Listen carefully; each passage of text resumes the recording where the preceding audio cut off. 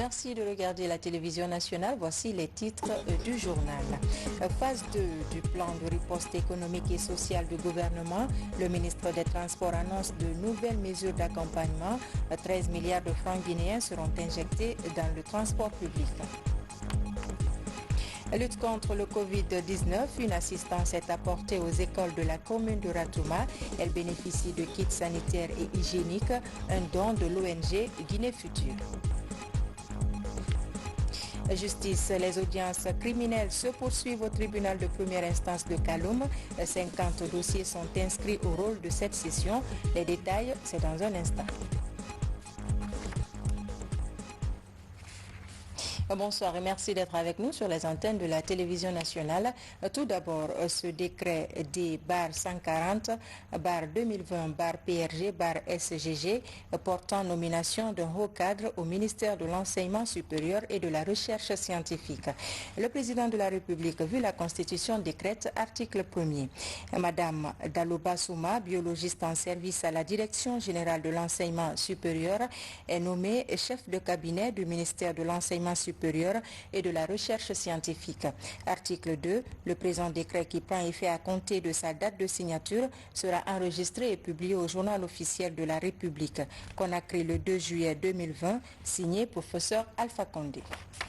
Le Conseil des ministres a tenu sa session ordinaire ce jeudi. Plusieurs sujets étaient inscrits à l'ordre du jour, notamment le renforcement des mesures de lutte contre le coronavirus. Voici un extrait du compte-rendu. Le président de la République a félicité les nouveaux entrants au gouvernement à la faveur du réaménagement intervenu le 19 juin dernier et les a vivement encouragés au travail, à la solidarité et à l'intégrité. Il leur a demandé de s'atteler sans tarder à la réalisation des objectifs qui leur sont assignés dans leurs lettres de mission respectives. Le président de la République a instruit les ministres en charge du système éducatif de diligenter la distribution des kits de lavage des mains, des thermoflash et des masques en faveur des enseignants, élèves et étudiants concernés par la réouverture en cours des établissements scolaires et universitaires. Le chef de l'État a donné des directives suivantes pour le renforcement de la prévention et l'amélioration de la prise en charge des personnes affectées par la Covid-19. Les ministères et autres services publics se doivent d'organiser en collaboration avec l'Agence nationale de sécurité sanitaire ANSS, le dépistage systématique de tous les agents publics afin de limiter les risques de contamination dans les bureaux et lieux de travail. L'ANSS est appelée à établir une collaboration étroite avec les chefs de quartier et les chefs de secteur en vue de faciliter l'identification et la localisation ainsi que la prise en charge systématique de tous les testés positifs et de tous les malades non déclarés. Une vaste opération de distribution de masques doit être lancée dans tout le Grand Conakry à partir des stocks mis à disposition par M. le Président de la République et ceux en voie d'acquisition par l'ANSS.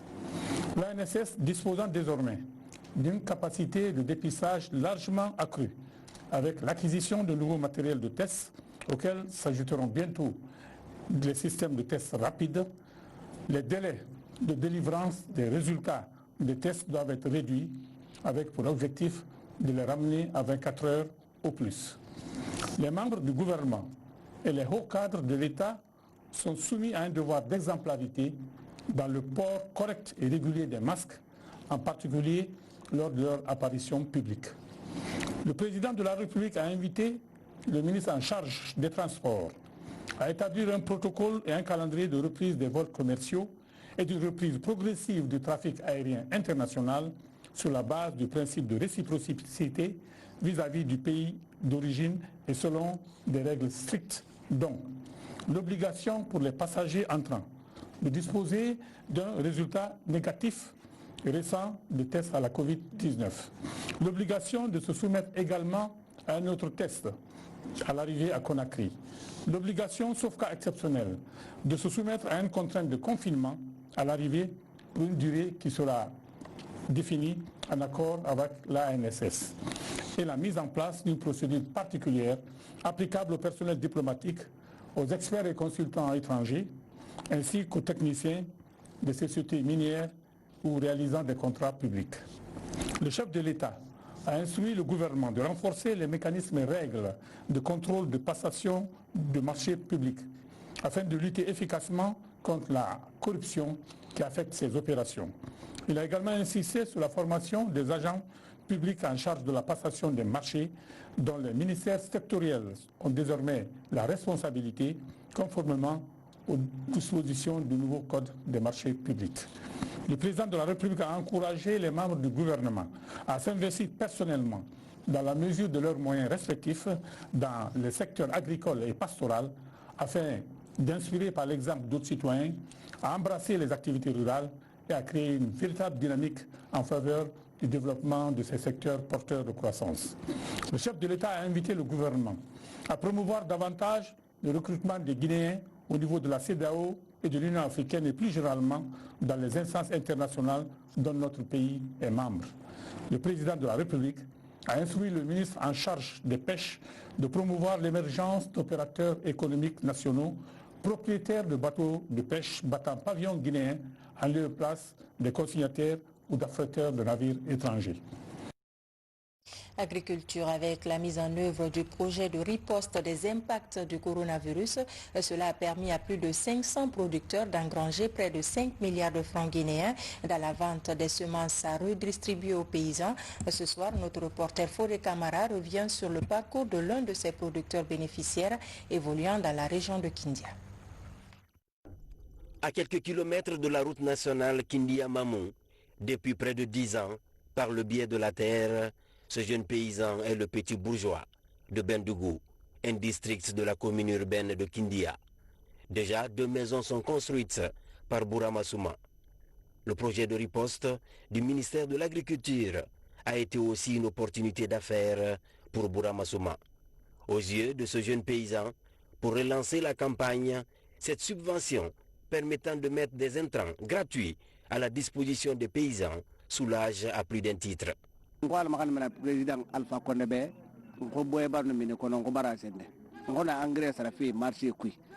Nous étions très soucieux par rapport à notre approvisionnement en intrants. Aujourd'hui, nous saluons ce coup de pouce du président de la République. Sur le marché, le sac d'engrais se vend à 320 000 francs guinéens. Aujourd'hui, pour une bonne moisson, les herbicides et les engrais sont indispensables.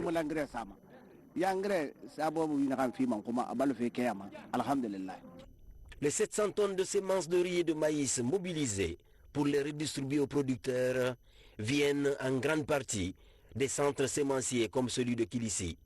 Selon un cahier de charge bien défini, ici le riz est traité et conditionné avant d'être revendu à des prix rémunérateurs. L'idée au départ et qui continue toujours, c'est de faire des véritables entreprises sémencières et on a connu quand même des acteurs qui ont émergé par-ci par-là, qui ont réussi à construire véritablement des bases, des fondements réels d'une entreprise sémencière et qui aujourd'hui, avec l'urgence qui s'est imposée, n'ont pas souffert à mobiliser les quantités de semences nécessaires pour toute cette opération. Ça démontre que les jeunes maintenant, nous voulons tous nous intéresser au monde agricole parce qu'on voit que c'est quand même le secteur prioritaire du chef de l'État. Donc du coup, on est obligé de suivre pour au final avoir d'autres activités qui permettront de réduire le chômage.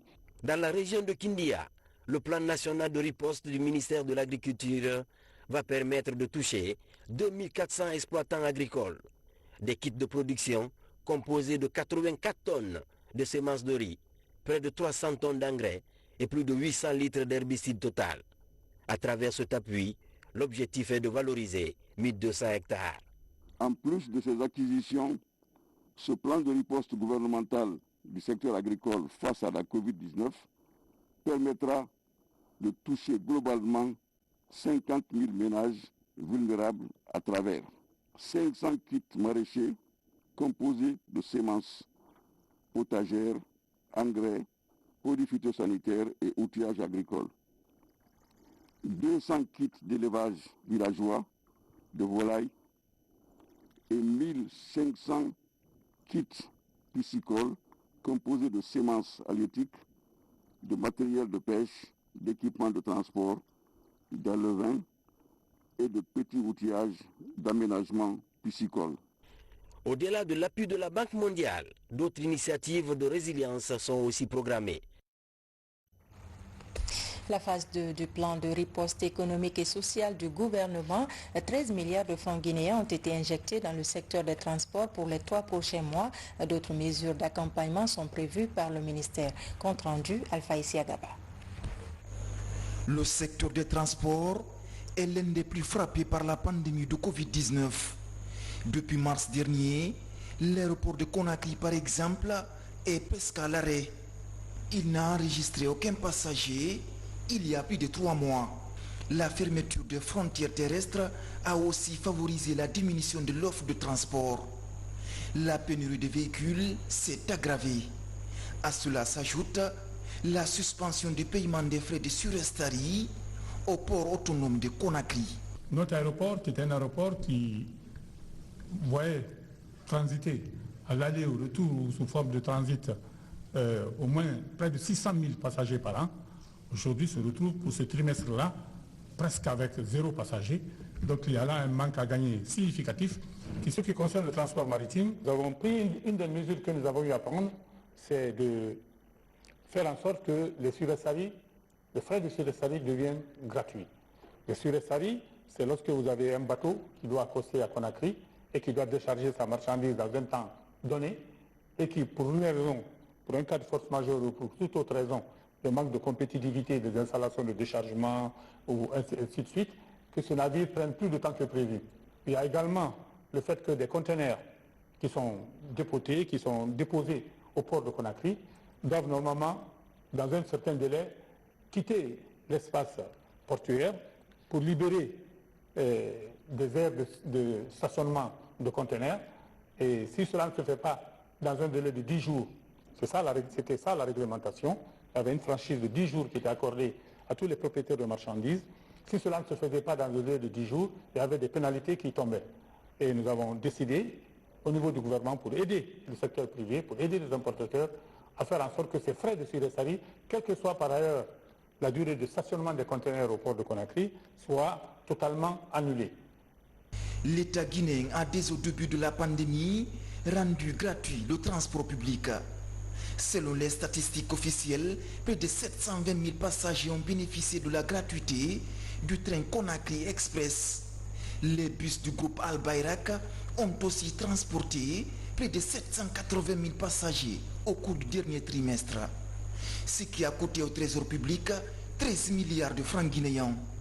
Les 3 prochains mois, 13 autres milliards de francs guinéens seront injectés dans le transport public. Mieux, pour ouvrir le projet du Breka Express, des wagons avaient été réceptionnés par les autorités du ministère des Transports. Le train de Breka Express, pour lequel tous les facteurs sont réunis aujourd'hui pour le lancer sur la ligne de chemin de fer, puisque nous avons les locomotives, nous avons les voitures qui sont là, nous avons les ressources financières nécessaires. Il ne reste plus qu'à mettre le train sur les rails après avoir réalisé quelques quais pour les passagers qui vont emprunter ce train.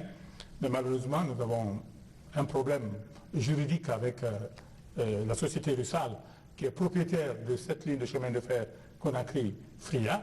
Cette ligne, malheureusement, qui lui a été vendue. Au passage, je dirais que c'est à vil prix. Cela s'est effectué, je crois, aux alentours des années 2006-2007. Donc aujourd'hui, nous sommes en discussion avec la société Russal pour qu'elle puisse libérer des créneaux sur cette voie, des créneaux qui vont nous permettre de mettre le train passager sur une voie qui est dédiée prioritairement, évidemment, au transport minéralier. Nous avons également un navire aussi, dont on ne parle pas beaucoup. C'est un traversier qui transporte les passagers entre Conakry et l'île de Kassa et qui est géré par la société navale guinéenne. Et elle aussi a été mise à disposition des populations gratuitement. Donc c'est également un autre apport pour accompagner les populations dans le cadre de cette pandémie. La réouverture des frontières terrestres, aériennes et la levée de certaines restrictions dans le transport en commun se feront en fonction de la décroissance de la pandémie de Covid-19, avertissent les autorités. Autre perspective, l'implantation des sociétés de transport est envisagée. Ce nouveau plan de riposte gouvernemental consiste à freiner la propagation du coronavirus dans le secteur des transports. Vous suivrez l'intégralité de cette conférence de presse après cette édition d'information. La lutte contre la pandémie de Covid-19 ne faiblit pas. Des respirateurs mobiles ont été offerts à l'Agence nationale de sécurité sanitaire. À cela s'ajoute une somme de 2 milliards de francs guinéens pour venir à bout de la maladie, un don de Guinée Alumina Corporation. Mohamed Lamine Kaba, Lancé Koulibaly. La chaîne de solidarité se renforce dans la lutte contre la pandémie du coronavirus en Guinée. C'est pour appuyer les efforts du gouvernement dans la riposte à la pandémie que Guinée Alumina Corporation offre à l'Agence nationale de sécurité sanitaire, à travers le ministère des Mines et de la Géologie, un chèque de 2 milliards de francs guinéens et des respirateurs mobiles. Cela fait partie de notre engagement à soutenir le gouvernement dans cette lutte contre la pandémie Covid-19. Au-delà de ce don qu'on fait aujourd'hui, nous avons aussi supporté les communautés au niveau de notre mine à Sangaredi et à Kamsa au niveau de nos installations portuaires. Et cela s'est traduit par l'achat de toute fabrication de produits liés à la lutte contre le Covid-19, notamment les savons, les kits sanitaires et les masques faits localement. Donc c'était aussi une manière de supporter les économies locales au niveau des communautés impactées par notre projet. Ce geste de la compagnie Guinée Alumina Corporation vise à renforcer les capacités du personnel soignant en facilitant la prise en charge des malades.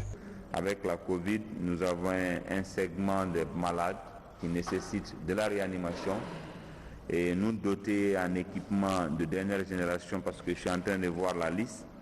Je sais que le spécialiste en réa, il est là, il sera très content de voir ce matériel tout de suite. Hier, on en parlait des monodétenteurs que nous avons. Aujourd'hui, je vois qu'on en reçoit 5 directement.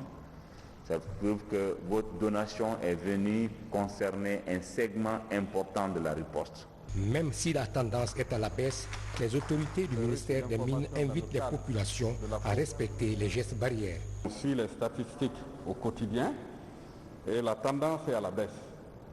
Et c'est le moment de renforcer le dispositif pour atteindre ces 0 cas en 60 jours. Avec ces chiffres encourageants, c'est le moment d'inviter les populations à plus de rigueur, plus de discipline pour le respect strict des mesures sanitaires édictées par le gouvernement.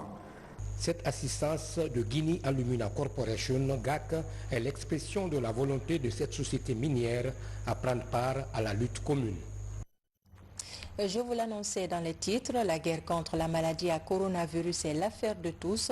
L'ONG Guinée Future apporte sa contribution en dotant des écoles de kits sanitaires et de produits hygiéniques. La distribution a commencé à l'école primaire de Somphonia 2. Djamoukaba. À l'école primaire de Somphonia 2, un important dispositif sanitaire. À l'actif, l'ONG Guinée Future, qui s'emploie depuis l'apparition du coronavirus à protéger les enfants.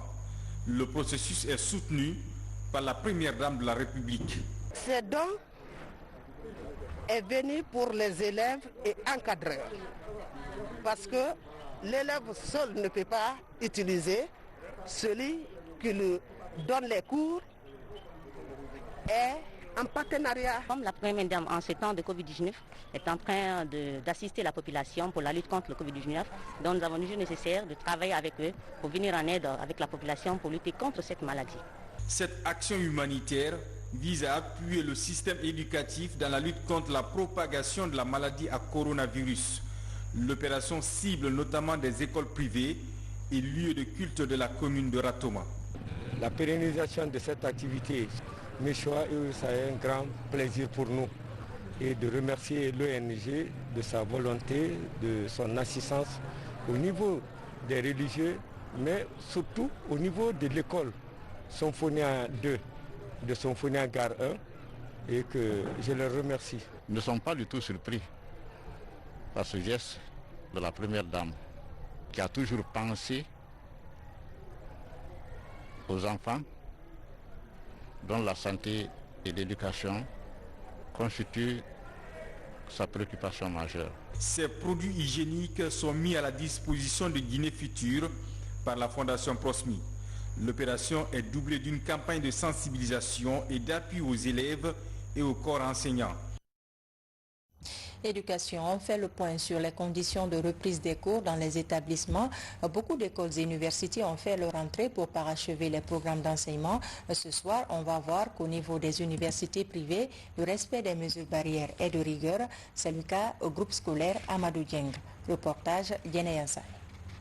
Les mesures de reprise des cours concernent aussi l'enseignement privé. Plusieurs universités ont déjà pris des dispositions pour mener à bien ces derniers mois des programmes. Elles alternent entre cours pratiques et le respect des mesures sanitaires.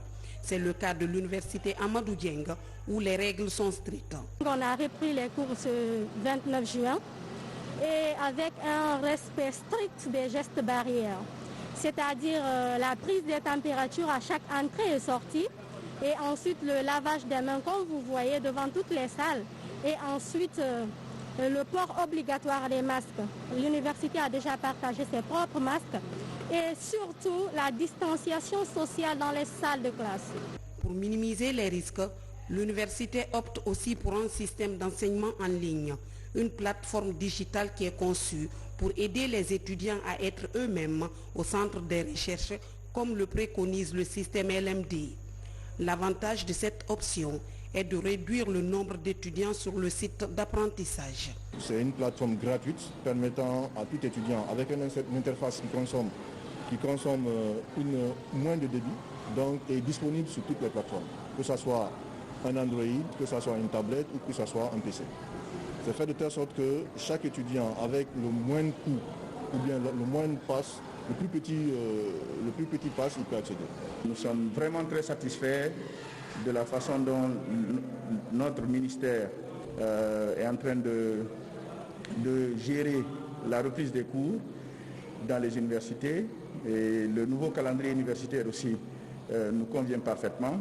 C'est vrai qu'il n'est pas très aisé de faire cours pendant l'hivernage, mais c'est mieux que de sacrifier toute une année d'efforts et de sacrifices consentis par les milliers d'enseignants et étudiants en République de Guinée.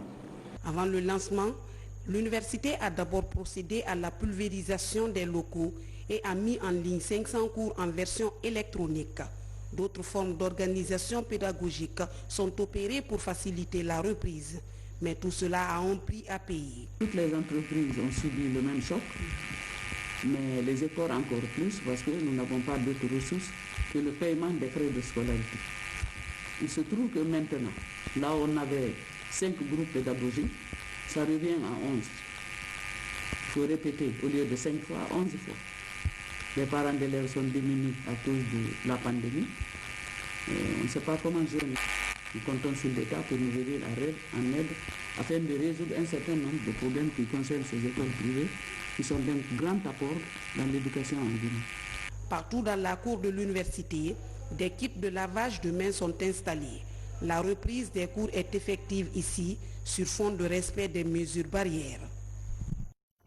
Direction l'Abbé, où les enseignants sont entrés en possession de leur prime d'incitation, une initiative du gouvernement qui vise à encourager les éducateurs dans la formation des futurs cadres du pays. Sarafdine Diallo a suivi l'opération. Ces images sont commentées par Mamadou Alpha Baldé. Comme dans toutes les régions du pays, à l'Abbé, les enseignants du primaire, du secondaire et du supérieur reçoivent progressivement leur prime d'incitation. Pour cette opération, les bénéficiaires encaissent l'équivalent de 2 mois de prime. Avec la crise sanitaire en cours, ces enseignants qui retrouvent dans leur grande majorité le chemin des classes, c'est une source de motivation pour eux. Nous remercions les autorités administratives et politiques aussi, puisque c'est une bonne récompense qu'on doit attribuer aux enseignants. Malgré la situation elle est si grave, mais nous souhaitons que cela se passe dans de meilleures conditions et que nos enfants retrouvent le chemin de l'école dans de bonnes conditions. Ça va nous permettre de travailler bien en classe et redoubler d'efforts. On a remonté des listes. C'est suite à ces listes-là qu'on nous a primés. Le cas des directeurs en situation de classe est un problème récurrent dans le paiement des primes d'incitation. Un problème aujourd'hui pris en compte et en passe d'être surmonté. Nous avons toujours le problème des encadreurs, c'est-à-dire les principaux chargés de cours, d'autres directeurs d'école chargés de cours, les DSE aussi, qui sont là, qui font un encadrement sur le terrain. Il serait souhaitable que tout ceci soit pris en charge. Nous sommes en train de mettre tout en œuvre pour pouvoir, n'est-ce pas, faire payer tous ceux qui ont droit à la prime. C'est vrai, il y a certains directeurs jusqu'ici qui n'ont pas encore bénéficié, n'est-ce pas, ces primes, mais il faut tenir compte de certains paramètres. Tous les directeurs qui sont dans les établissements à cycle incomplet de l'élémentaire ont déjà bénéficié de ces primes. Ceux qui sont dans les cycles complets, pour le moment, n'ont pas encore reçu. Et on a rapporté la situation au niveau du département. Ils sont en train, n'est-ce pas, de prendre les dispositions pour pouvoir, n'est-ce pas, mettre en œuvre tout ce qu'il faut pour que tous les directeurs des établissements soient pris en charge. Depuis quelques mois, les enseignants en situation de classe reçoivent régulièrement leurs primes. Elles contribuent aujourd'hui à améliorer les conditions de vie et de travail des enseignants, surtout dans l'arrière-pays. Le mois de l'enfant célébré cette année sur fond de crise sanitaire, une occasion pour les États, ONG et institutions internationales d'aborder les questions liées à la protection des moins de 18 ans. Il y a 48 heures, les activités ont été bouclées. Que peut-on retenir des différentes rencontres? Nous vous invitons à suivre cet extrait. Le mois de l'enfant, vous l'avez rappelé, c'est le mois où on a des activités de revue de nos différents programmes. On a des activités de participation intense des enfants, donc d'espace d'expression des enfants. Mais aussi, c'est un moment où on communie avec les communautés pour voir un peu nos engagements mutuels, à quel niveau nous en sommes. Et sans oublier que le référentiel, c'est vraiment le cadre international de protection de l'enfant, à savoir la Convention relative aux droits de l'enfant, la Charte africaine des droits et du bien-être de l'enfant, et dont le comité de suivi, la Charte africaine des droits et du bien-être de l'enfant, définit le thème de l'année.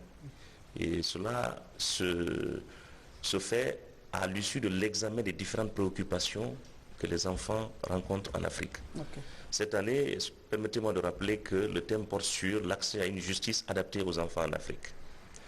Et particulièrement à ce niveau, nous avons travaillé dans le contexte de la pandémie, en essayant de faire en sorte que les enfants où ils se trouvent, qu'ils soient moins à risque par rapport à cette pandémie.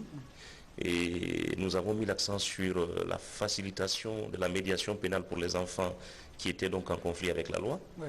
Nous avons pensé aux enfants qui sont dans des orphelinats, qui donc bénéficient de la solidarité habituellement. Et nous avons pensé aussi à tous les autres enfants pour que la promotion des gestes barrières fasse que les enfants soient à l'abri de la pandémie.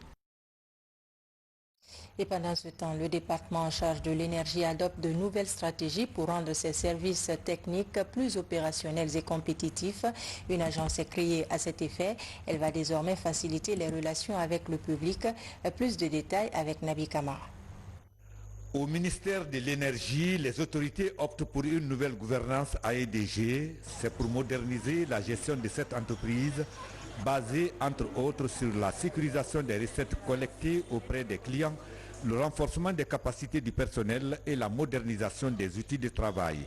Un objectif ambitieux pour EDG qui commence par le lancement d'une agence qui va à la fois faciliter les relations entre elle et ses clients et le contrôle des transformateurs électriques qui sont souvent victimes d'agressions de la part de certaines personnes mal intentionnées. Vous avez l'habitude de voir quelques 25 personnes dans une agence. Dorénavant, on n'a que 5 personnes que vous verrez. Et tous ces agents sont polyvalents, sont capables de faire les questions de réception de tous les clients sur toutes sortes de besoins, pour les paiements, pour les branchements, pour les litiges et pour les débranchements. Nous annonçons la relance du centre d'appel qui devient un numéro important, le seul numéro que tous les clients doivent appeler en cas de problème technique dans les quartiers. Et vous allez voir ce numéro qui va être dorénavant affiché sur tout ce que nous avons comme outils de communication. La clientèle va être basée maintenant sur le nombre de transfos dans une zone. Donc nous suivons maintenant les transfos et les énergies dispersées par ces transformateurs. Donc l'agence va être responsable de transfos et peu importe là où le client final se retrouvera. Il s'agit d'un nouveau dispositif qui permet de faciliter les relations entre l'entreprise elle-même et la clientèle. Donc c'est un premier pas dans le cadre de la facilitation la mobilisation des recettes et surtout de la sécurisation des recettes de l'entreprise. Je suis sûr qu'il y en aura d'autres qui s'ouvriront progressivement selon le rythme et le planning décidé en commun accord avec la direction et le conseil d'administration. EDG en tant qu'entreprise publique met tout en œuvre pour renforcer également ses relations avec les parties prenantes, notamment l'État et les institutions financières nationales et internationales. Il est guinéen et fait partie de l'équipe de 8 experts des Nations Unies en médiation basés dans leur pays. Dr Issa Kassoaré conduit des processus de dialogue dans une dizaine de pays africains. Pour la première fois, il révèle sur un plateau de télévision les ressorts de dialogue pour prévenir des crises. Il est sur le plateau de l'entretien de Koloma, suivi. Parler d'un principe auquel on fait souvent face lorsqu'il y a déficit de confiance. Une fois qu'on a défini les sujets à mettre à l'ordre du jour, et ça c'est dans la phase de pré-dialogue, on commence le dialogue, une partie pourrait être tentée de quitter le processus une fois qu'elle a eu son compte. On a 10 sujets, les 5 premiers sujets sont en sa faveur. Une fois épuisé, peut créer des problèmes et dire ok, il y a un problème, mais il y a eu déjà accord. Alors il y a ce principe qui dit nothing is agreed until everything is agreed. Rien n'est convenu jusqu'à ce que tout soit convenu. C'est-à-dire, on va discuter des différents sujets parce qu'on sait dans un dialogue, c'est gagnant-gagnant. Et c'est des compromis. On vous laisse gagner ici parce qu'on s'attend à ce que vous fassiez des compromis sur cet autre sujet. On fait des compromis sur les sujets qui vous sont favorables et le dialogue est fini, on n'est pas arrivé aux sujets qui nous sont favorables, eh bien on ne sera pas disposé à faire des compromis. Donc on dit rien n'est convenu, c'est-à-dire on va discuter des sujets un à un, on dégage des accords qui sont partiels et temporaires, mais une fois qu'on aura trouvé un accord sur l'ensemble des sujets, nous avons maintenant un accord pour que quelqu'un ne soit pas tenté de faire ce jeu-là. Et une fois que les parties sont mises en confiance par rapport à cela, ils peuvent s'engager. Et ils s'engagent, ils discutent, ils s'ouvrent, ils font des compromis, sachant qu'ils ont peut-être perdu ici, mais ils vont gagner là-bas. À suivre l'intégralité de cette interview exclusive juste après ce journal. Justice, c'est un exploit en matière de lutte contre l'impunité. En 3 semaines d'audience, le tribunal de première instance de Kaloum a examiné près de 50 dossiers criminels. Ce procès a permis de rendre justice à plusieurs victimes et de situer chaque accusé sur son sort. Thierno Younoussaba. Plusieurs victimes de faits criminels sont réhabilitées dans la commune de Kaloum. Au cours d'un procès lancé début juin, le tribunal a examiné près de 50 affaires criminelles. Au terme des auditions, la juridiction a déclaré certains accusés non coupables des faits à eux reprochés. Elle a par contre infligé des peines de prison ferme contre des personnes reconnues coupables des faits criminels. Au jour d'aujourd'hui, nous avons 47 dossiers criminels jugés sur 52. Dans ces différents dossiers, il y a 20 dossiers de viol, il y a 7 dossiers de vol à main armée, 4 dossiers de coups et blessures volontaires et entraîné la mort sans intention de la donner, 5 dossiers d'assassinat, 1 dossier de tentative d'assassinat, 1 dossier de vol aggravé. Total des acquittements, 5 dossiers dont 1 dossier de tentative de vol aggravé, 1 dossier d'assassinat requalifié en coups et blessures volontaires ayant entraîné la mort sans intention de la donner, 1 dossier de vol à main armée et association de malfaiteurs, 1 dossier de viol, 1 dossier de tentative de vol à main armée. À ce jour, par rapport à l'ensemble des dossier, je crois que nous sommes en train de boucler 6 dossiers d'ici 48 heures. Au tribunal de Kaloum, le viol occupe une part importante. Sur 50 des dossiers criminels programmés, 20 sont liés aux crimes de mœurs. Et la juridiction compte accroître la pression pour freiner le phénomène. À travers le tribunal, nous n'avons pas été tendres Parce que des cas de viol tels que ça se passe maintenant, il faut que ce soit le maximum pour que les gens comprennent que le viol est aussi une infraction très grave qui déstabilise la société et qui crée la psychose dans les cités. Et c'est pour cela que nous revenons pour dire qu'il faut que les parents des victimes, il ne faut pas qu'on succombe à la tentation de la religion pour dire que non, pour tel et tel motif, essayons de passer le meurtre là-dessus. Il faut que les gens acceptent de libérer les esprits et que les procédures soient engagées pour que sévèrement les auteurs des infractions de viol soient sanctionnés. En 3 semaines, la juridiction de Kaloum a fixé plusieurs accusés sur leur sort. Une étape qui conforte le tribunal dans la lutte contre l'impunité. On l'apprend à l'instant, un présumé assassin a été arrêté par la gendarmerie. Tenez-vous bien, la phrase peut choquer la sensibilité de certains. Il est accusé d'avoir mutilé son compagnon de cellule à l'escadron numéro 18 de Koza. Des précisions dans ce reportage de sergent-chef Aboubakar Kamanou de la presse militaire.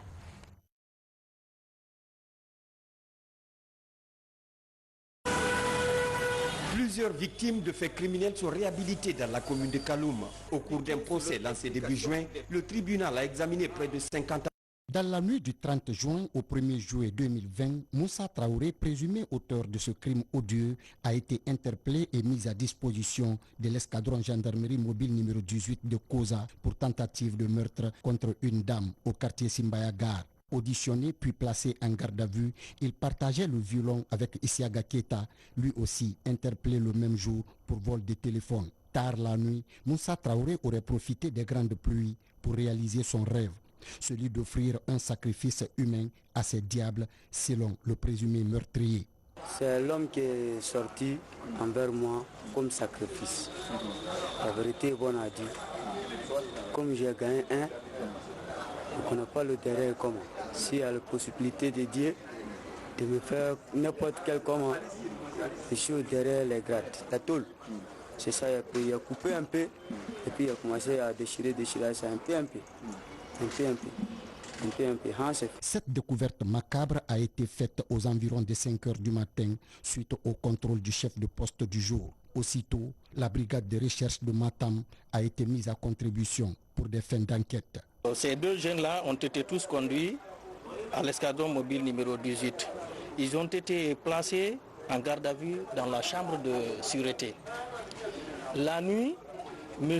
Moussa Traoré a réussi à agresser son co-détenu Isiaga Keita, le tuer, détacher la tête du corps, couper les membres supérieurs et inférieurs, les bras au niveau des coudes, les pieds au niveau des genoux, ainsi que les parties génitales de Isiaga Keita. Donc nous avons été informés de cette situation aux environs de 5 heures par le commandant de l'unité. Pour l'heure, le présumé auteur de cet acte barbare est conduit à la psychiatrie de l'hôpital Donka pour un test psychologique. Et c'est tout pour les infos. Merci de nous avoir reçus chez vous. Faites un tour sur notre site le www.rtgkoloma.info. Demain, vous serez avec Falilou Diallo. Je vous dis à très vite. Bonsoir.